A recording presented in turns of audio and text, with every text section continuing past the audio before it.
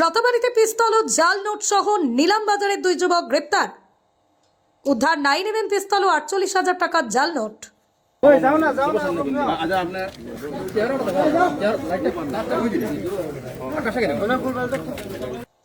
রাতাবাড়ি জালালাবাদ বাজারে চাঞ্চল্য। শনিবার বিকেলে গোপন সূত্রে খবরের ভিত্তিতে অভিযান চালিয়ে পুলিশ গ্রেপ্তার করল নিলামবাজার এলাকার দুই যুবককে। তাদের কাছ থেকে উদ্ধার হয়েছে একটি 9mm পিস্তল এবং 48,000 টাকার জাল নোট। নিভিয়া পুলিশ ফাঁড়ির ইনচার্জ সুবিমল নাথের নেতৃত্বে চালানো হয় অভিযানে। ধৃত দুই যুবক হল আবিদুর রহমান, বয়স 28, পিতা নুরুজ আলী, এবং আনোয়ার হোসেন, বয়স 29, পিতা আব্দুল লতিফ।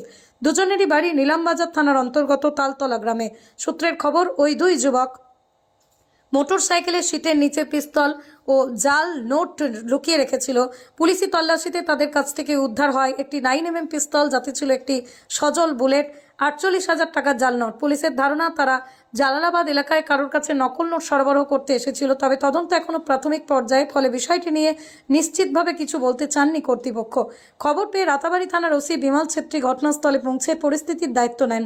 পরবর্তীতে ধৃতদের নিভিয়া পুলিশ ফাঁড়িতে নিয়ে গিয়ে জিজ্ঞাসাবাদ শুরু হয়েছে। এই ঘটনায় এলাকায় চাঞ্চল্যের সৃষ্টি হয়েছে। স্থানীয়রা পুলিশের এই সাফল্যে সন্তোষ প্রকাশ করেছেন এবং এই ধরনের অপরাধ চক্রের বিরুদ্ধে আরও কঠোর পদক্ষেপ নেওয়ার দাবি জানিয়েছেন।